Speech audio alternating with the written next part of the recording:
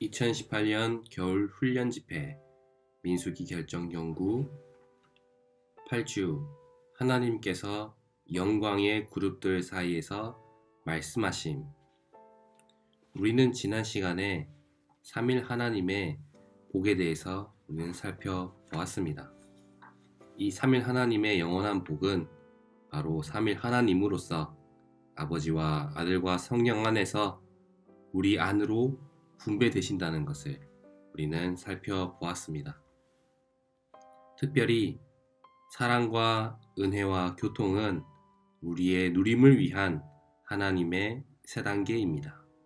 사랑은 내적인 것이고 은혜는 사랑이 표현된 것이며 교통은 은혜를 우리 안으로 전달해 주는 것입니다.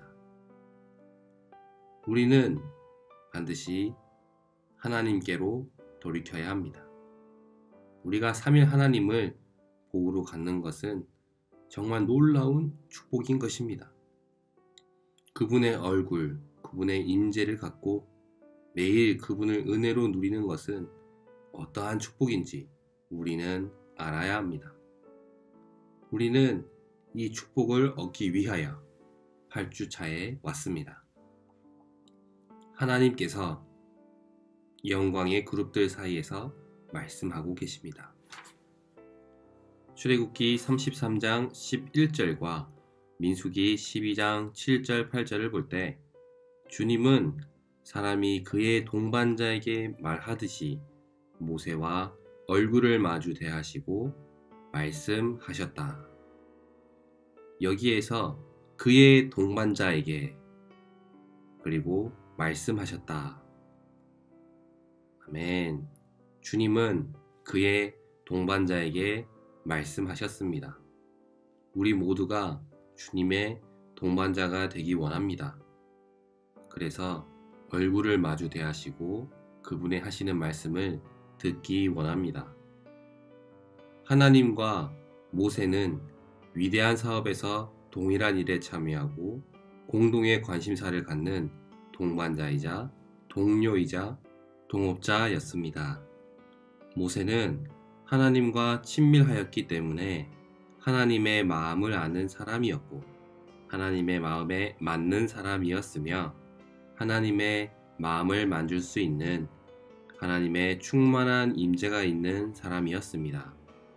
우리 모두도 하나님의 마음을 알고 하나님의 마음에 맞으며 하나님의 마음을 만질 수 있는 하나님의 충만한 임재가 있는 이들로 발견되기 원합니다.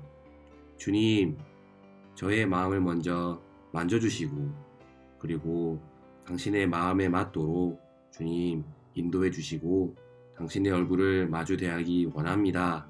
라는 기도가 우리 가운데 있기 원합니다. 출애굽기 24장 15절부터 18절까지에서 모세는 여호와의 빛나는 영광이 있는 지성소 안에 있었습니다. 모세는 산 꼭대기에서 하나님의 영광 아래서 그분을 주입받으며 이 땅에 있는 하나님의 거처인 성막에 대한 이상을 보고 있었습니다. 이는 성막의 세 부분인 지성소와 일치합니다. 아론과 나답과 아비후와 70명의 장로들은 산 위에 멀찍이 서서 경배하며 지켜보고 있었습니다.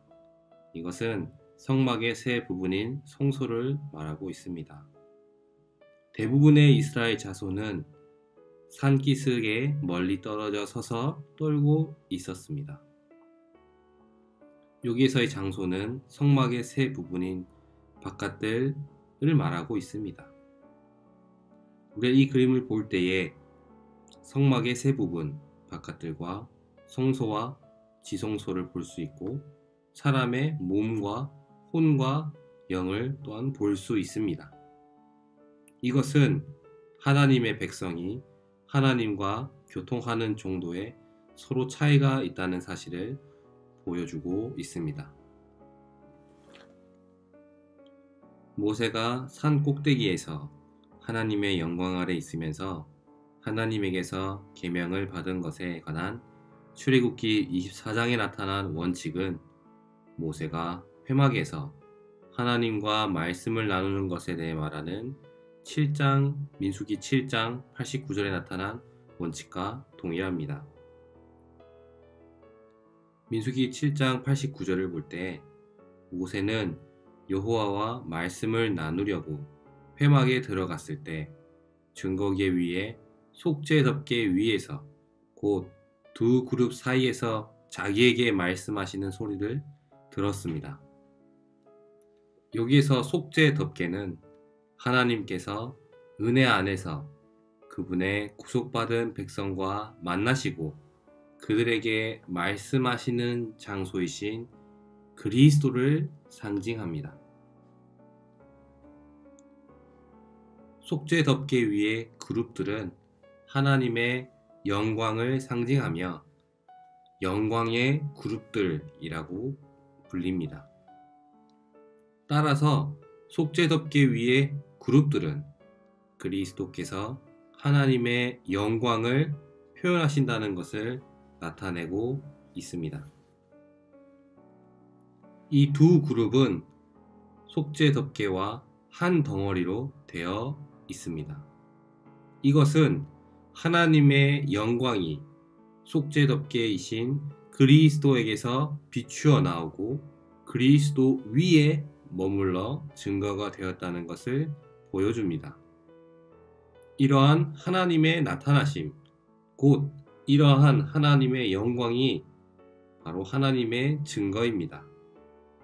숫자이는 증거의 수로서 하나님의 영광은 하나님의 증거가 됩니다. 하나님의 나타남이신 하나님의 영광은 그리스도 위에 그리고 그리스도와 함께 있으며 이러한 하나님의 나타남이신 하나님의 영광이 바로 하나님의 증거입니다. 그룹들과 속죄 덮개는 순금으로 만들어졌습니다. 이것은 하나님의 영광의 광채이신 그리스도의 빛남이 신성하다는 것을 상징하고 있습니다. 그룹들의 날개가 속죄 덮개를 덮었다는 것은 하나님의 영광이 그리스도 안에서 표현되어 완전한 증거가 되었다는 것을 보여주고 있습니다. 그룹들의 얼굴은 서로 마주보며 속죄 덮개 쪽을 향하고 있었는데 이것은 하나님의 영광이 그리스도께서 이루신 일들을 지켜보며 관찰하고 있다는 것을 의미합니다. 금으로 만들어진 속죄 덮개를 아카시아 나무로 만들어진 궤 위에 얹은 것은 그리스도께서 그분의 신성한 본성의 영광을 나타내시는 근거가 그리스도의 신성이 아니라 그분의 인성이라는 것을 상징하고 있습니다. 이스라엘의 목자이신 여호와는 그룹들 사이에서 보좌에 앉으셨고 거기에서부터 빛을 비추어 내셨습니다. 속죄 덮개 위에서 곧 증거계 위에 있는 두 그룹들 사이에서 하나님은 모세와 만나시고 모세에게 말씀하셨습니다. 하나님께서 속죄 덮개 위에서 그리고 그룹들 사이에서 그분의 백성과 만나시고 그들에게 말씀하셨다는 사실은 하나님께서 화해시키시는 그리스도 안에서 말씀하신다는 것을 의미합니다.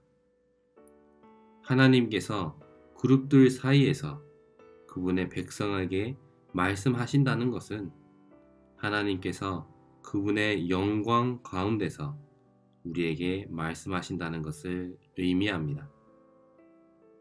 하나님은 영광 안에서 우리와 만나시고 우리에게 말씀하시는데 이 영광은 그리스도의 빛남입니다.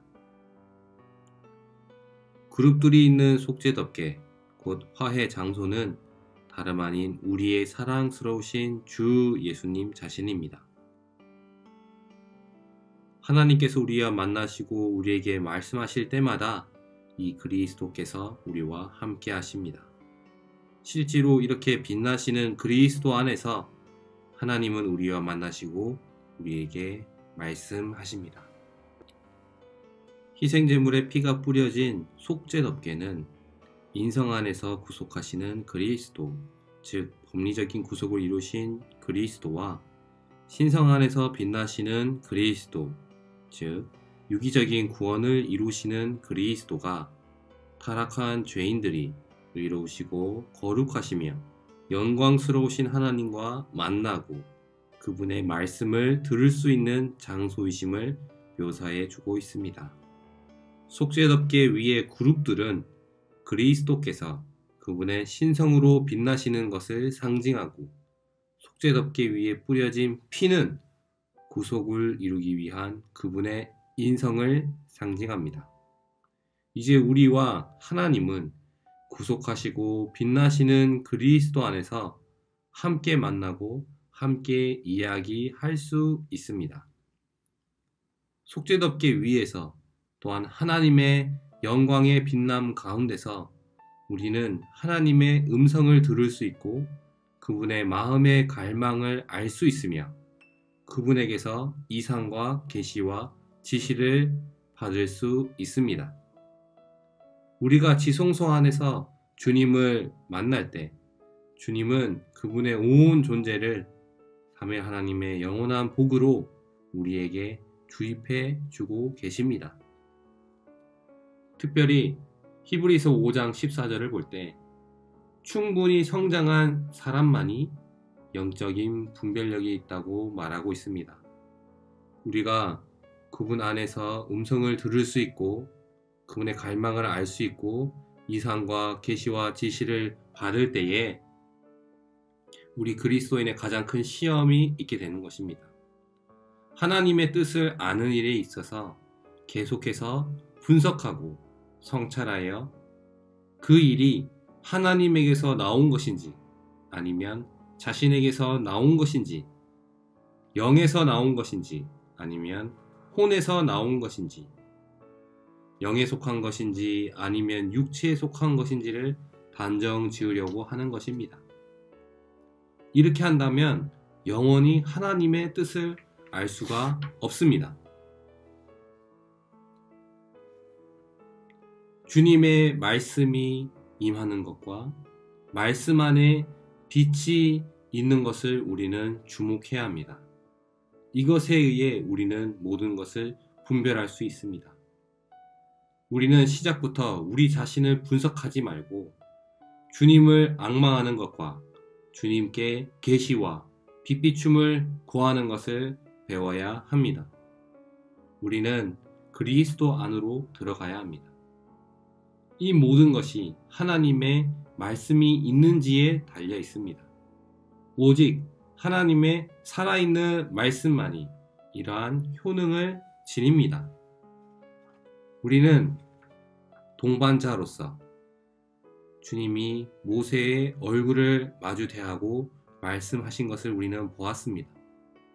우리도 또한 모세처럼 얼굴을 마주 대하고 그의 하나님의 마음의 갈망을 아는 자들로서 동반자와 동료이자 동업자로서 친밀하게 하나님의 마음과 맞고 하나님의 마음을 만질 수 있는 충만한 임재가 있는 그러한 사람들로 발견되기 원합니다.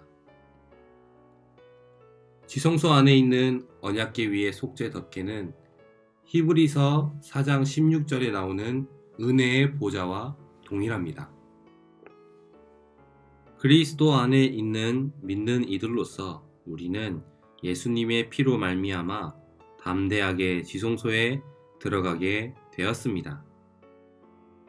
지성소 안에 들어가는 것은 엄청난 일입니다.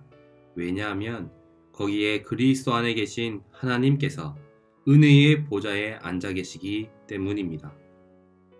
우리가 그러한 장소에 들어가기 위해서는 반드시 담대함을 가져야 하는데 우리는 그리스도의 죽음과 그분의 피로 말미암아 담대함을 갖습니다.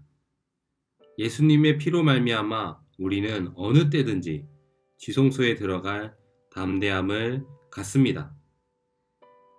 우리가 먼저 거듭난 후에 가장 먼저 해야 할 일은 우리의 영과 혼을 나누도록 하나님의 말씀이 들어오는 것을 허락해 드리는 것입니다. 주님을 위해 일할 때 주님의 살아있는 인도를 따라 일하는 것을 배우고 추구해야 합니다. 우리 자신이 좋다고 여기기 때문에 그것이 하나님의 뜻이라고 말해서는 안 됩니다. 우리는 십자가의 빛이 들어왔는지의 여부에 달려 있습니다. 빛이 있다면 틀림없이 여기에는 영적인 분별력이 있게 되는 것입니다. 그 이후에 우리는 예수님의 피로 어느 때든지 지성소에 담대히 들어갈 수 있습니다. 오늘날 지성소는 주 예수님께서 계신 하늘에 있지만 우리는 여전히 이 땅에 있을지라도 지성소 안에 들어갈 수 있습니다. 그 비결은 바로 우리의 영입니다. 하늘에 계신 그리스도는 우리의 영 안에도 계십니다. 하늘에 속한 사다리이신 그분은 우리의 영을 하늘과 연결하시고 하늘을 우리의 영 안으로 가져오십니다. 우리가 영으로 돌이킬 때마다 우리는 지성소 안으로 들어갑니다. 그곳에서 우리는 은혜의 보좌에 계시는 하나님을 만납니다. 예수님의 피로 말미암아 지성소 안에 들어갈 때마다 우리는 휘장 안에 있는 은혜의 보좌 앞에 가서 하늘들에 계신 승천하신 그리스도로부터 긍휼을 받고 은혜를 입습니다. 이 은혜의 보좌는 의심할 것 없이 바로 하나님의 보좌입니다. 하나님의 보좌는 온 우주에 대해서는 권위의 보좌이지만 믿는 이들인 우리에게는 은혜의 보좌가 되며 이것은 그리스도의 피가 뿌려진 지성소 안에 있는 증거계 위에 속죄 덮개로 상징되어 있습니다. 이 언약궤의 덮개, 곧 속죄 덮개는 은혜의 보좌를 상징합니다.